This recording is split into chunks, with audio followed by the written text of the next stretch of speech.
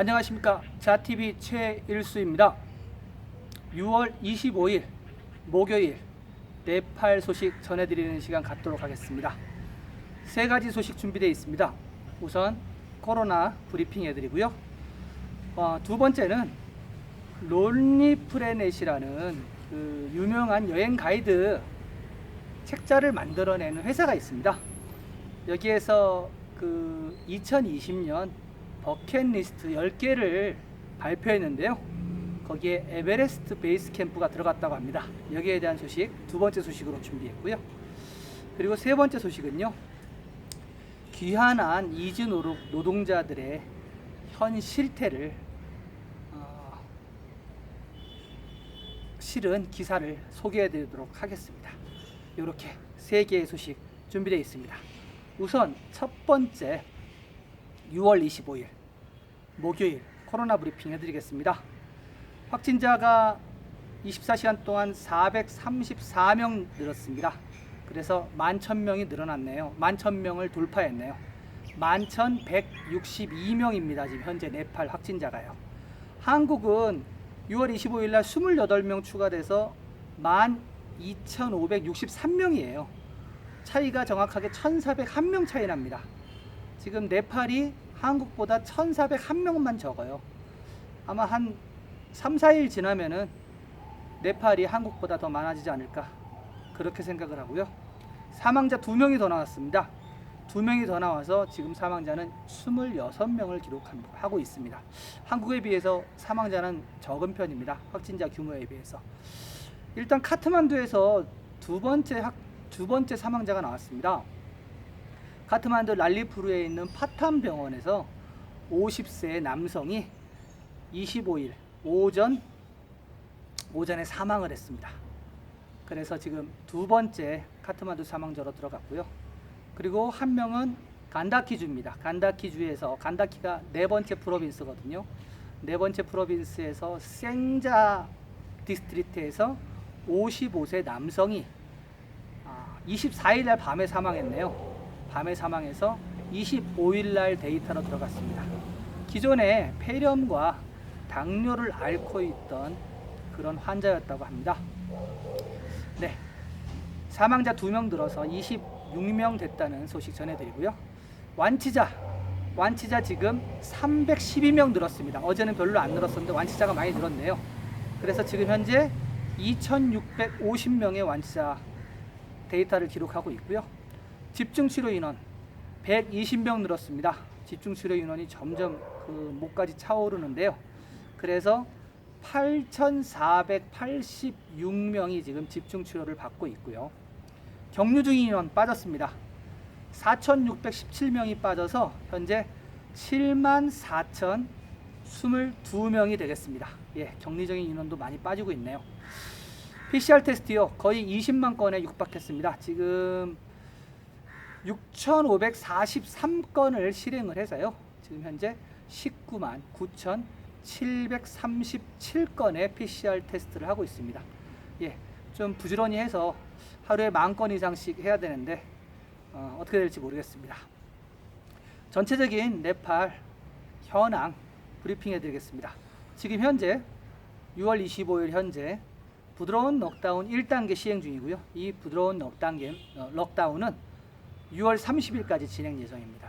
학교, 쇼핑몰, 극장, 호텔, 바를 제외한 모든 상점은 열고 있고요. 그리고 현재 차량 이부제, 홀숙 짝수제가 시행되고 있습니다. 그리고 밤 10시부터 아침 그 다음날 5시, 새벽 5시까지 차량과 사람의 이동이 금지되어 있고요. 네팔 국제선은 7월 5일까지 폐쇄, 변함없습니다. 7월 5일부터 국내선이 재개된다고 했는데 그 이후 소식이 안 들리네요. 대한항공은 8월까지 운행하지 않을 예정입니다. 이 운행하지 않는다는 그 대한항공은요, 그 정기편을 얘기하는 겁니다. 뭐 전세기나 이런 거는 그 해당 사항이 없고요. 단신으로 들어온 겁니다. 지난 6월 15일에 전해드린 대법원의 그 소식이 있었거든요. 그 돈이 떨어진, 해외에 고립돼 있는 돈이 떨어진 이주 노동자들, 송환 대상인 노동자들에 대해서 정부 측에 그 적립해둔 기금을 사용해서 좀 송환을 하라라고 대법원에서 공고를 했는데 아직까지도 그 정부에서 가이드라인이 마련되지 않았다고 합니다. 지난 19일에도 6월 19일에도 회의를 했는데 아직 완성이 안 됐다고 하네요. 이렇게 점점 늦어지면은 고립되어 있는 그 해외 이주 노동자들이 점점 힘들어질 것 같습니다. 자, 그리고 또 하나의 소식은요. 코비드 19 감염 우려 때문에 사람들이 병원을 잘 안 가려고 하는데요. 그러다 보니까 지금 현재 집에서 아이를 낳는 자택 출산이 증가하고 있다고 합니다. 물론 저희 나라도 40년, 50년 전에 집에서 많이 아이를 산파를 불러와서 낳곤 했는데요.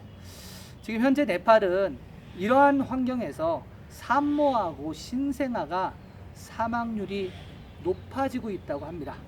그래서 지금 국가봉쇄 이후 전후에서 지금 병원 출산율이 40%나 감소했다고 합니다. 그래서 봉쇄 80일 동안 39명의 산모와 291명의 신생아가 사망했다는 통계가 있습니다. 네, 2020년에 모자 사망률을 줄이려고 국제 NGO나 UN 단체들이 많이 활동 중인데요. 올해는 모자 사망률을 줄이는 게 좀 어렵지 않는가 그렇게 생각이 되고요. 그리고 덩거디가 제 극서부거든요. 거기에 지금 격리 병상을 25개를 설치했다는 소식이 들어와 있는데 이게 참 격리 병상이라는 게 이게 원래는 따로따로 한 명 한 명씩 해야 되는데 네팔은 계속 제가 전화드리지만은 큰 방에 침대가 쫙 있습니다. 완전 뭐랄까 그냥 단체로 잠자는 데처럼 돼 있어요. 이제 그런 게 지금 현실이고요. 그렇게 해서 그냥 침대 사이사이만 한 1m, 2m 이렇게 띄워놓고 그게 이제 격리 병상입니다. 하여튼 25개 새로 설치했다는 소식 들어와 있습니다. 네, 첫 번째 코로나 브리핑 이렇게 해드리고요. 두 번째 소식입니다. 두 번째 소식은요. 논릿프레넷 전 세계적으로 그 여행 전문 가이드북이죠. 여기에서 네팔 에베레스트 베이스 캠프를 10개 중에서 네 번째 여행 가야 할 곳으로 선정했다는 소식입니다. 6월 달에 업데이트된 내용인데요. 자, 그럼 이 기사 소개시켜 드리도록 하겠습니다. 세르파 마을과 빙하지대를 통과하면 마침내 세계에서 가장 높은 에베레스트 산으로 이어지는 에베레스트 베이스 캠프 ABC 트레킹 할 수가 있습니다. 세계 최고 여행 가이드북 출판사인 논릿프레넷이 가장 멋진 여행지 10개 중 네 번째 여행지에 네팔의 에베레스트 베이스 캠프가 랭크됐다는 소식입니다. 2020년 6월에 업데이트된 논릿프레넷은 모든 사람들이 세계에서 가장 높은 산을 가보고 싶어하는 이것이 바로 ABC 베이스 캠프 여행이 높은 순위를 얻은 이유라고 밝혔습니다. 깔라빠따르 산 5,545m 높이에 거의 도달하는 이 트레킹은 장엄한 풍경뿐만이 아니라 낭만적인 산악 마을들로 인해 매우 인기가 높습니다.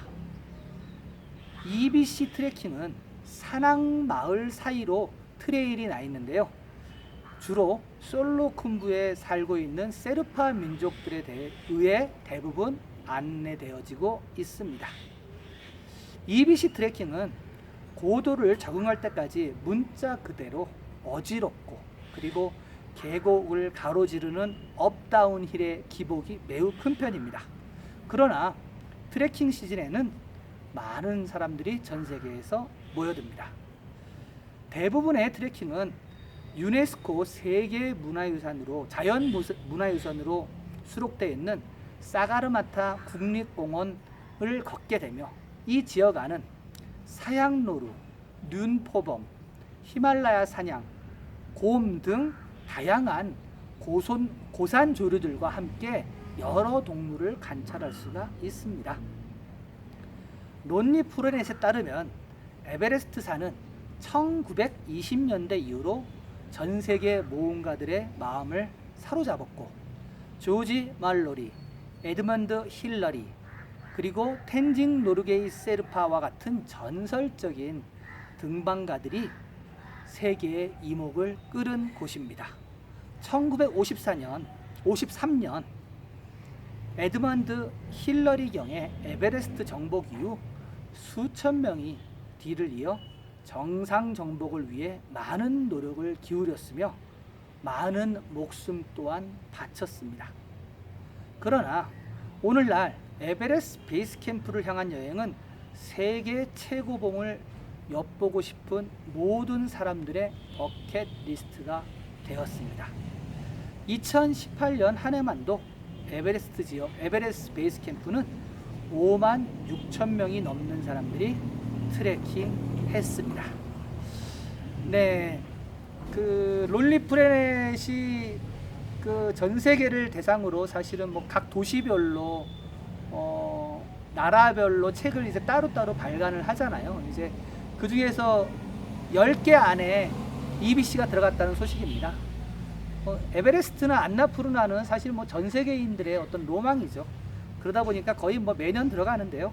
그래도 또 론리 프렌에서 다시 한번 네팔을 또 배려하는 그런 어떤 마음에서 이렇게 한 것 같습니다. 그런데 뭐 지금 현재 뭐 럭다운이 뭐 3월 24일부터 계속되고 뭐 국제선도 폐쇄가 돼서 언제 다시 EBC를 찾을 수 있을지는 의문이고요. 세 번째 소식입니다. 귀한 이주 노동자들이 빈손으로 돌아온다. 까불의 둘리케리 고향인 사로즈 따망 씨는 3년 반 전 쿠웨이트에 돈을 벌러 갔습니다.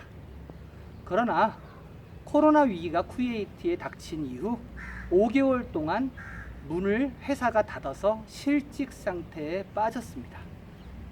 코로나 이전에는 집안 빚을 갚기 위해 어쩔 수 없이 불법 신분으로도 일을 했습니다. 그는 건설 현장에서 건축용 비계를 설치하는 회사에서 약 불법으로 취업을 했습니다. 3년 동안. 그러나 코로나 감염이 확산되면서 그의 작업은 중단되었습니다. 회사가 문을 닫아서 더 이상 머물 곳이 없어졌기 때문에 계속 숨어 있을 수도 없었습니다. 결국 그는 외국인 추방조처로 56일 동안 격리시설에 보내졌고 격리 상태에 빠졌습니다. 그리고 그 격리시설에서 그동안 벌었던 돈을 다 쓰게 되었습니다. 지난 화요일 네팔로 돌아왔을 때 그는 굉장히 행복해 보였습니다. 고향 땅인 네팔에 발을 디디면서 그동안 해외에서 보냈던 잊을 수 없는 힘든 과정이 기억났던 것입니다. 따망 씨는 카타르, 사우디아라비아, 쿠웨이트 등 외국에서 거의 10년을 일을 했었습니다. 그러나 코로나 사태 이후 해외에서 돈을 버는 것이 더 이상 안전하지 않게 되었습니다. 이제는 그는 고향 땅에서 농사를 지으며 부모님과 세 자녀를 키우고 싶다고 말했습니다. 또 다른 람 기안 야답 씨도 3년 반 전 10만 루피의 돈을 써서 쿠웨이트에 갔는데요. 그의 상황은 더 심합니다. 그는 그동안 일을 했던 철강 회사가 7개월 만에 문을 닫았다고 합니다. 그의 집은 빚을 지고 있었고, 그리고 일자리를 다시 얻기 시작했지만 계속 일자리가 있지는 않았다고 밝혔는데요. 코로나가 퍼지자 그 역시 56일 동안 격리시설에 있었다 그러네요. 열악한 식사와 딱딱한 맨바닥에서 잠자리로 매우 힘들었다고 합니다.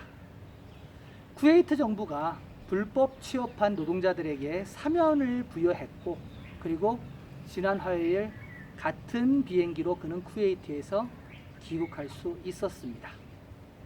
카트만두 트리브만 공항에서 격리시설로 갈 때 군대와 네팔 경찰이 호위가 있었다고 했고요.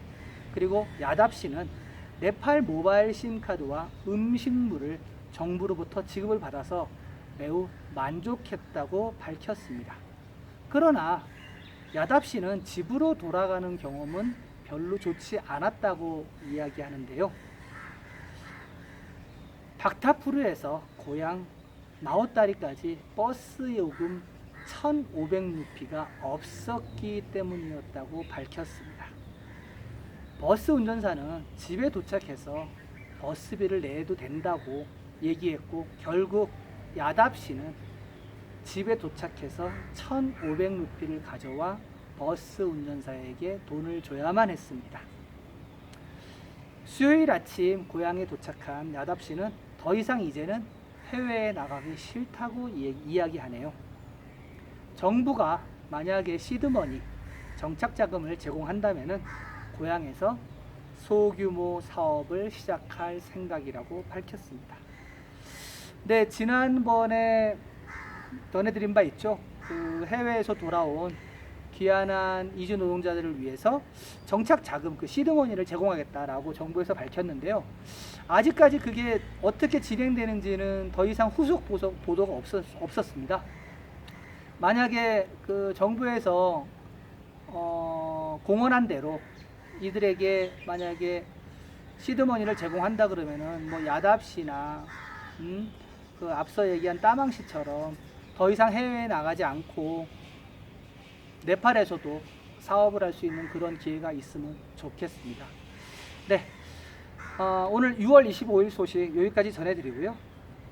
저희 자TV는 네팔이 궁금하신, 그리고 네팔이 그리우신 분들을 위해서 이렇게 지금 현재 매일매일 방송을 보내드리고 있습니다. 계속해서 네팔 소식 궁금하신 분들은 구독과 전체 알림 설정하시면요 매일매일 받아보실 수 있습니다.